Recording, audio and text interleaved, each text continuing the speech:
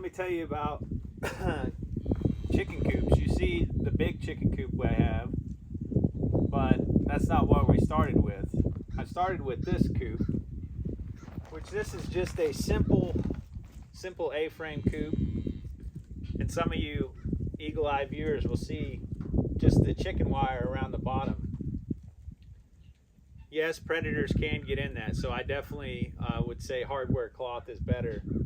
We fortunately have a good dog that he's out here all the time, so he's done a good job of keeping everything pushed away. I will say that one of the things to keep stuff from digging in, you can go and bury stuff. That works real well. But what I did that was effective on this was when you run your wire, you can do this with your hardware cloth too. You run it out and then you kick it out, and if you kick it out a couple, like a foot, 8 inches, if something comes up and they go to dig underneath there,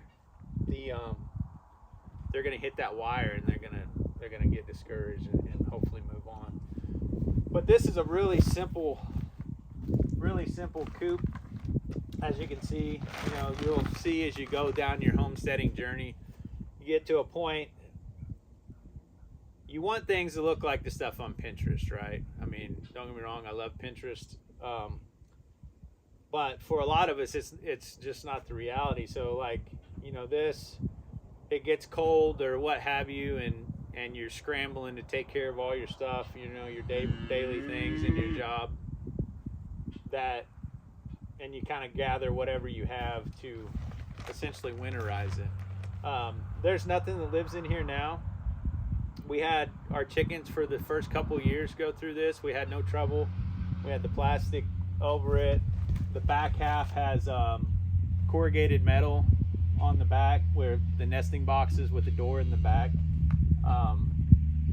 But it's worked great. But you'll know is like as you go along and you introduce more birds and you do different things, having an extra pen is essential. I mean, so that's why. Yeah, I sometimes I go, I need to get rid of that thing. I need to clean this up a little bit. But then you'll have, say you introduce a new flock of birds, say you buy some birds, you want to keep them quarantined for a period of time. Or you got something sick or injured or, the numerous things. Having the extra space and extra pen just to put something is essential. That's like this box. This box is going to go to the dump, but that's kind of what it started. We had some stuff that we needed, just a place for, and I had some extra stuff laying around, so I just threw something together. But it's always a process. It's a process of making things look, obviously you want stuff to look nice, but something I want to add about like a chicken coop, even if you have no building experience at all, the great thing about building something like a chicken coop, this isn't like some, house. You're not going to live in it. So if something's not square or if something's not even, the main thing is if you got a place for them to roost and get off the ground and keep their feet dry and covered and keep the predators away. I mean, the chickens will be perfectly happy with that. So my point is that it's a perfect place to kind of hone your skills if you don't have any building experience. Kind of, use if you've never used impacts and saws and stuff, it's a great place to learn that kind of stuff. And it can be fun. It should always be fun. Everything we do on this, yeah, it's work and sometimes it's not fun. But at the end of the day, if we're having fun, we're making a place for the animals, we're providing for our family, that's the real joy in it. It's just the freedom of it. That's what always drew me in, to get out of the city, to just be able to do these things. And thanks for sticking around, and we'll have more to show you. All right, good morning guys, welcome back to Pace Acre. Today I was going to talk about my chicken coop, and what you see here is not actually what we started with. This coop is, I believe it's 10 by 12 on the main building here. And then just like everything, things expand and things grow. and I added that little second thing on later when we added more birds. But it's really a basic build. And main thing I wanted to talk to you guys about is how you can do this with very primitive tools. Like, I don't have the greatest tools. You know, the men that are watching right now, you know that tools are acquired over a lifetime. Anytime you visit with somebody older or somebody further along in things, you understand that tools are something you acquire kind of as needed, sort of thing. But basically, this whole build just came from basic things. You're going to want a rock bar, and when I say a rock bar, I suggest a very heavy one, the heaviest one you can get, because the heavier it is, the less you actually have to work. But this is just literally 4x4 posts, 2x6s. Basically, if you're familiar with like a machine shed, this is built just like a machine shed. But this whole thing was built with just punching 4 holes in the ground right on the hillside.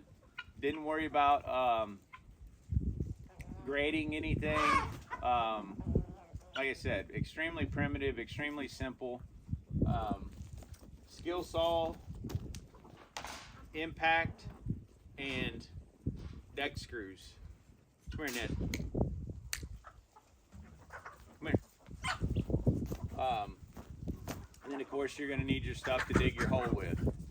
But once I dug the 4 posts and set them up, and you'll see on the screen, I'll add the pictures in there. But like across the back, it's on a slope going up. So across the back, I don't have out here my pickaxe, but I literally just picked a line across the back for that bottom piece of tin. And you think, well, that piece of tin will rust. Yeah, it will. But the tin on this, you know, it looks kind of rough, older stuff. Well, that's a Facebook Marketplace. And when you're doing homestead and tiny house, minimalist living like we're doing, which I'll show you in future episodes, Facebook Marketplace, you're always looking for a deal. Yeah, of course we go to the lumber yards, of course we do those kind of things, but we got to try to do things, you know, on a shoestring budget sometimes. So this is Facebook Marketplace 10. I got the wire, I cannot think of the name of it right now. The wire on there for the windows, you know, I bought that from a hardware store. And of course, we added the automatic chicken door, which that's a must, really. If you figure out your automatic chicken door, and then even more important than that is your water, because like right now, today is our first, maybe second really cold day here in northern Arkansas, where, you know, you wake up and all your water's froze. So if you streamline your water process, basically just try to cut down that chore time. But back to the chicken coop. So the second building over here, that was added on later. It is I think that one is 8 by 8 or something like that. It's not exact, but I added that on, and I'll show you in a future episode. There's a door in there with wire, so that when you introduce new chickens, you know, they can see each other, because, you know, chickens are so brutal to each other. But that allows us to introduce new flocks. And like actually right now, I've got a bunch of so there's a bachelor flock in there, and we're gonna process them and butcher them pretty soon, and I'll show you guys that. I'll bring you along for that. Off topic of the chicken coop, but as you can see here, you gotta have a guard dog. Keep an eye on everything. Another thing about the chicken coop is, you know, obviously chickens are kind of gross little animals. Well, we're using the deep litter method. And when I first made this, I just had the dirt floor in there, and put pine shavings down and stuff. Well, then we had all the water off this pasture behind us from our neighbor, and it would just, I mean, it was just a mess in there. So what I did to remedy that is I had a local company haul in some creek rock, and there's about probably 10 inches, 8-10 inches deep of creek rock in that whole building.